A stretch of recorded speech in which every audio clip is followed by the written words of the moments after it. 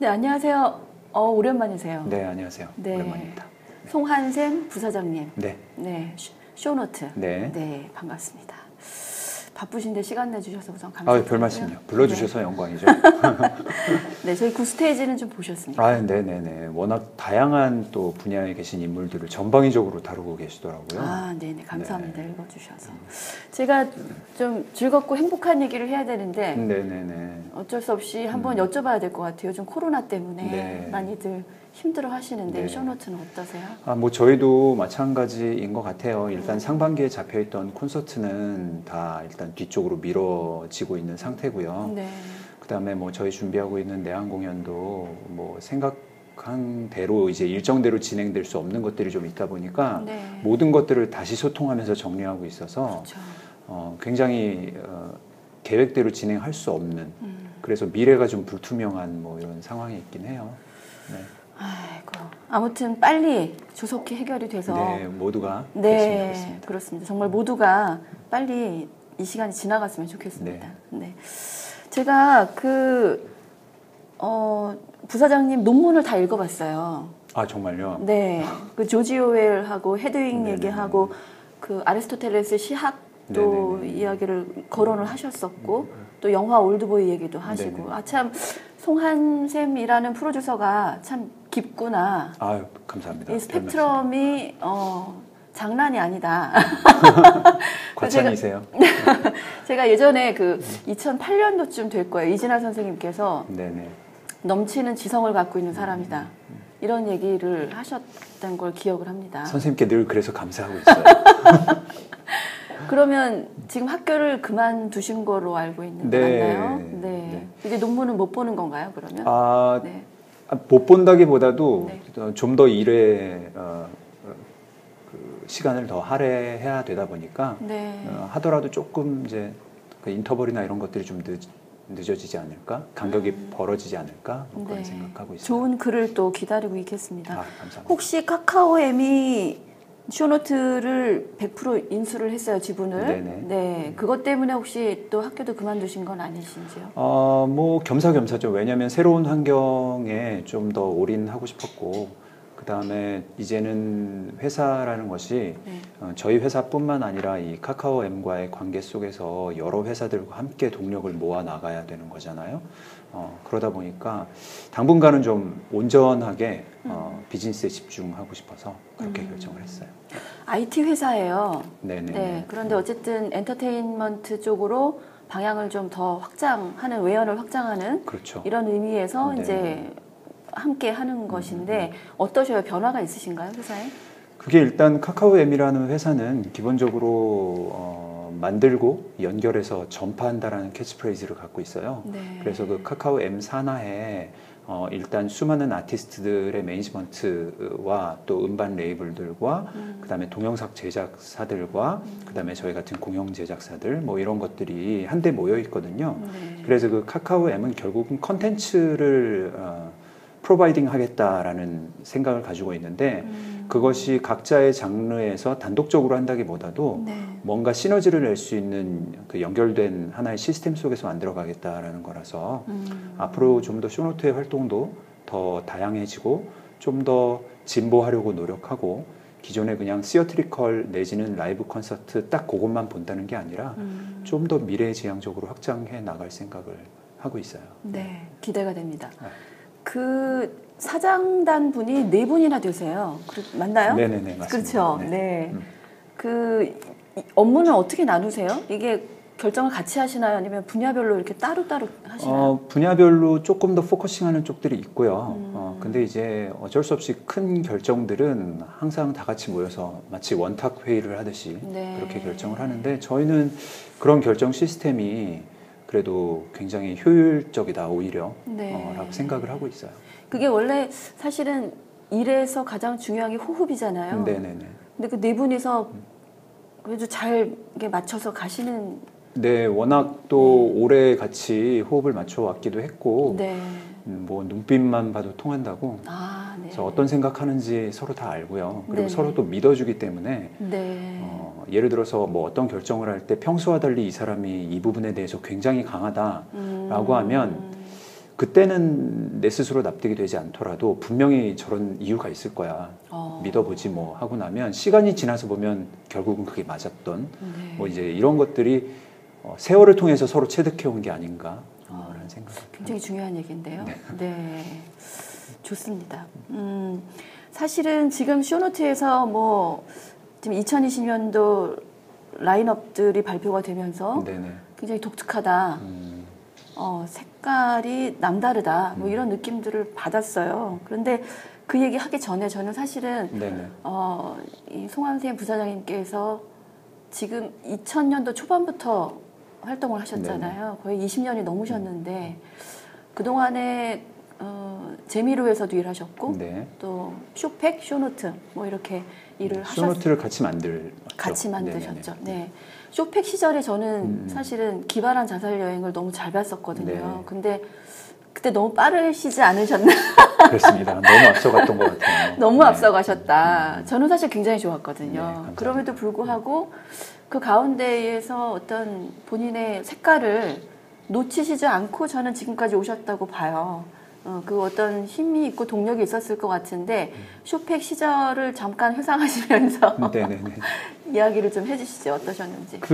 뭐 일단 기발한 자살 여행이라는 작품을 말씀을 해주셨으니까 얘기를 드리자면 사실은 그 작품은 첫 번째로 좀 앞서갔던 게 그 자살이라는 주제를 뮤지컬로 소화하겠다라고 했던 게 아마 지금 시작했다면 또 모르겠지만 그렇죠. 그때 당시엔 좀 너무 생소했던 소재였던 것 같았고 그러다 보니까 이제 마케팅적으로 저희가 한계점에 많이 부닥쳤었던 것 같아요.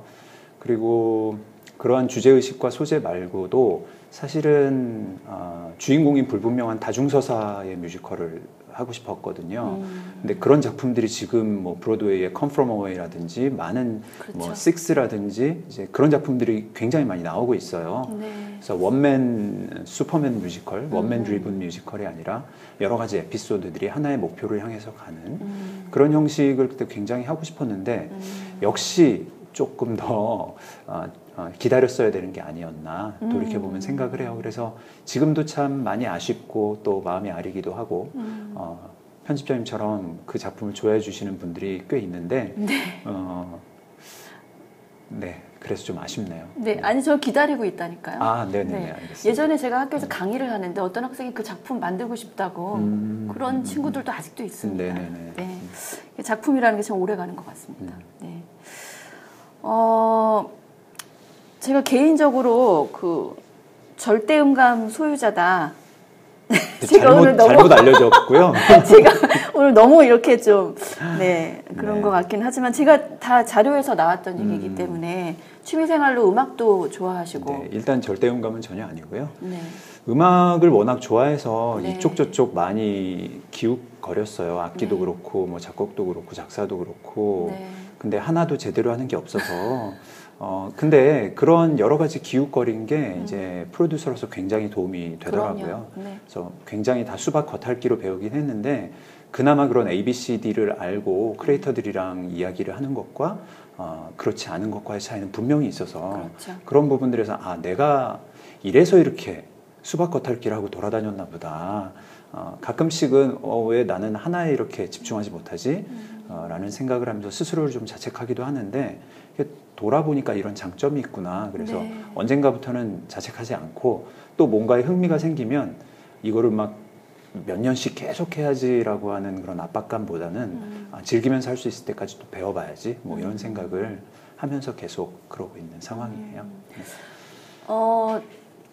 프로듀서라고 하면 예술가인가 아니면 마케터인가 뭐 이런 부분에서 항상 갈등이 있는 것 같아요. 네네네. 예술가인가 뭐 마케터인가 경영자인가 그렇죠. 경영자인가 이런 부분에서. 근데 사실은 뭐 저도 조금 해봤습니다만은 같이 이렇게 발을 다 담그고 있다고 보거든요. 네네. 근데 작품이 선정되면 번역도 하시고 하신다고 들었어요. 네네. 그런 의미에서는 지금 말씀하신 어떤 예술적인 체험이라든가 아니면 거기에 대한 지식들이 업무하시는데 많이 도움이 되시지 않나 싶은. 네, 분명히 그런 것 같아요. 그런 부분들은 그래서 인문학적으로 꾸준히 공부를 해야 되고 공부를 하면 할수록 같은 행간에서 읽어지는 넓이와 폭이 깊이가 다르다 보니까 필요한 것 같습니다. 최근에 그럼 읽으셨던 책 하나 소개해 주세요.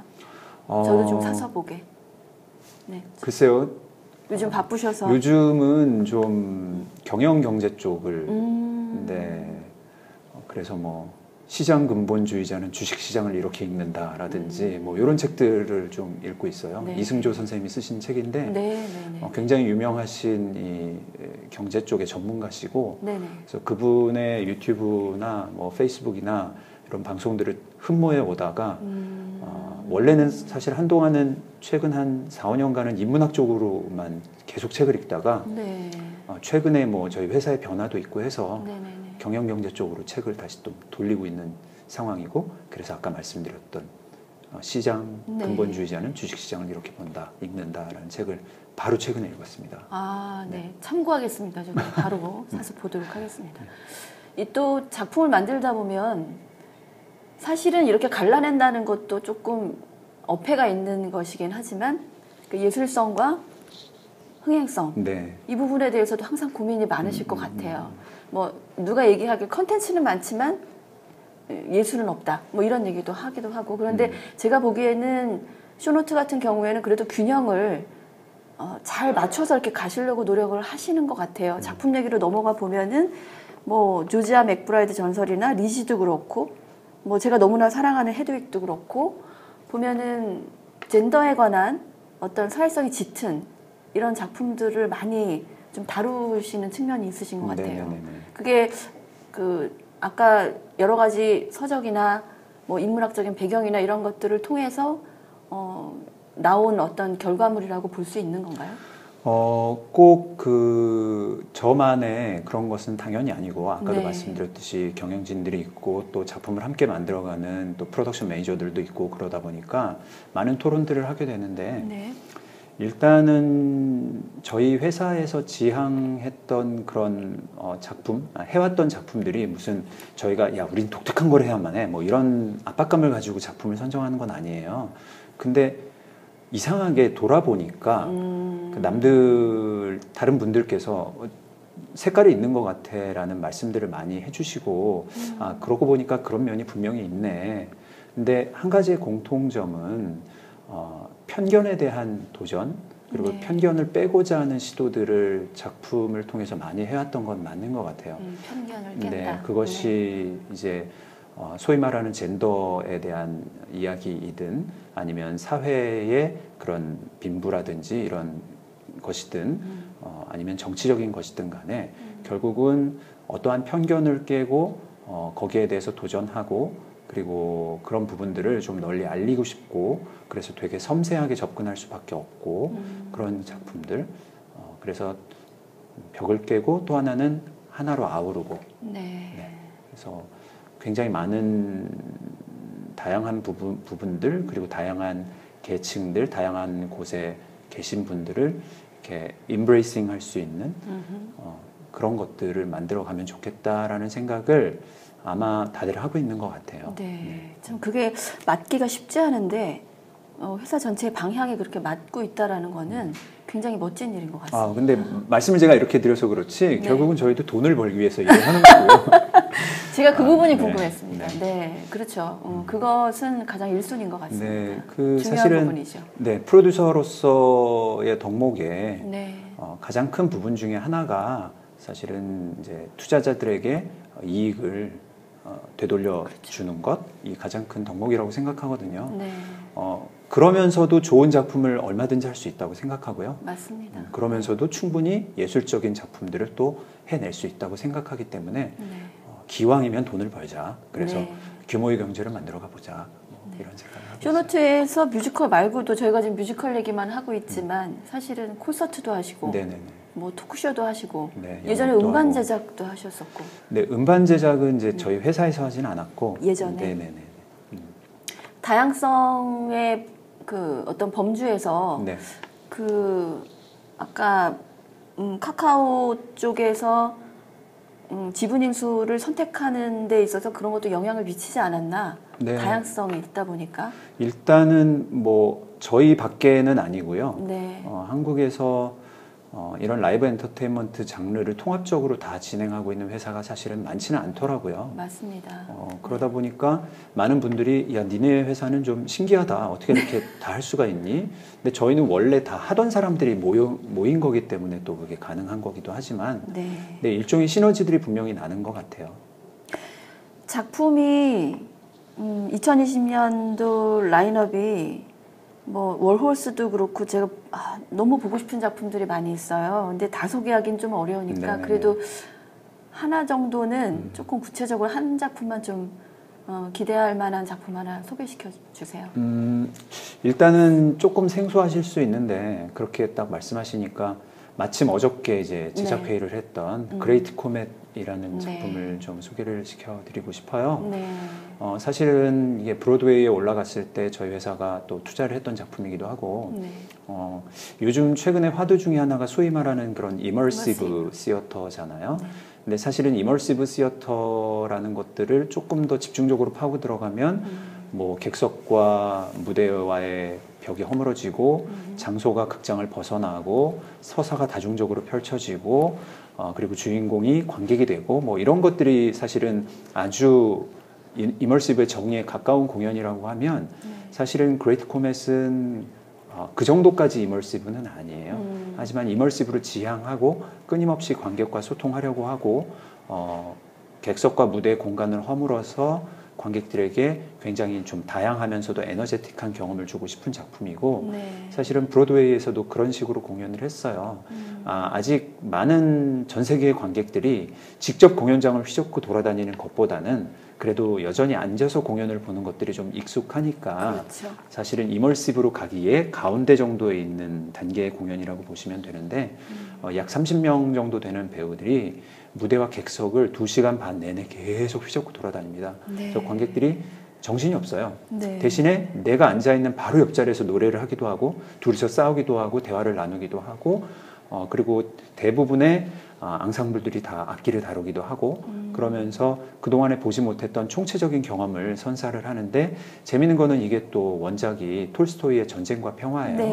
예, 그래서 사실은 재미있는 건 톨스토이가 아까 말씀드렸던 그런 그 모든 세대를 좀 아우르고 싶고 또 모든 계층을 자기의 문학 작품 안에 포괄하려고 했던 그런 노력을 했던 것이고 그 작품의 정신이 이 뮤지컬에도 그대로 묻어나 있거든요. 그래서 심지어 음악도 팝, EDM, 컨트리, 그다음에 정통 뮤지컬 이런 것들을 다 아우르는 음악을 하고 있고 음악이 너무 좋죠. 그렇죠. 예, 그래서 기존에 보지 못했던 형식의 음악들이라서 굉장히 신선할 것이다. 근데 또 재밌을 것이다. 그래서 한번 기대를 가지고 오셔도 좋지 않을까. 극장 공연 관객에 익숙하신 분과 이머시브를 좋아하시는 분들이 다 보셔도 만족스러운 공연이 되지 않을까 생각합니다. 네, 얘기만 들어도 막 설레네요. 네, 너무 빨리 보고 싶습니다. 쇼노트가 창작은 안 하신다 이런 얘기도 있습니다. 아닙니다. 창작 뭐 미녀는 괴로워도 했었고요. 조금 더 좀 해야 되지 않을까요? 맞습니다. 저희가 그래서 계획이 있으신가요? 네, 여전히 많은 소스들을 발굴을 하고 있고요. 많은 창작진들을 또 만나고 있고 창작산실에도 출품을 했었고. 근데 이제 저희가 좀 돌다리를 너무 두드리는 경향이 솔직히 있었어요. 창작 쪽에서. 근데 이제 내부적으로는 실패를 거듭해봐야 또 좋은 창작을 만든다. 근데 우리가 너무 첫 술에 물론 예전에 창작을 또 했었지만 우리의 눈높이에 너무 맞춰서 하려다 보면 구더기 무서워서 장 못 담그는 것처럼 그러지 않겠냐라는 생각들이 많이 이제 공론화되면서 더 이상 뒤처지기 전에 좀 속도를 내보자라는 생각을 가지고 있습니다. 지금 많은 좋은 회사들이 좋은 창작들을 계속 만들어내시고 있잖아요. 그래서 그분들께 존중과 경의를 표하는 박수를 보내고 싶어요. 저희도 얼른 따라가겠습니다. 아니 뭐 따라가고 안 따라가고 보다 저는 이제 오래 일을 하셨으니까 그 마음은 항상 있을 것이라고 생각을 해요. 그런데 사실 쉬운 문제는 아니잖아요. 근데 그럼에도 불구하고 도전하는 그 모습은 좀 기다리고 있는 사람이 있다라는 것들을 생각해 주시면 명심하겠습니다. 네, 감사합니다. 그러면 뭐 하고 싶은 얘기는 많이 한 것 같고요. 개인적으로 뭐 운동하시고 책 보시고 이런 그런 시간도 사실 부족하실 것 같아요. 네네. 언제 주로 하세요? 스케줄이 어떠세요? 들쭉날쭉하죠. 네. 근데 좀 일부러라도 저만의 시간을 좀 가지려고 굉장히 노력하는 편이고요. 네. 그래서 뭐 그게 늦어지면 일부러 잠을 안 자기도 하고 네. 새벽에 일찍 일어나기도 하고 일찍 퇴근하기도 하고 그래서 규칙적으로 꼭 뭘 이렇게 한다기보다 시간을 막 최대한 좀 내서 네. 하려고 하는 편이에요. 뭐 코로나 때문에도 그렇고 건강이 최고인 것 같습니다. 맞습니다. 네, 네. 앞으로도 늘 건강하시고 네. 지금까지 해왔던 것처럼 아주 그대로 네, 앞으로도 승승장구하시고 네, 또 필드에서 뵙도록 하겠습니다. 감사합니다. 굿스테이지와 함께 성장하는 쇼노트가 되도록 하겠습니다. 저희 굿스테이지 화이팅 한번 할까요? 굿스테이지 화이팅? 굿스테이지 여기 보시고 굿스테이지 화이팅!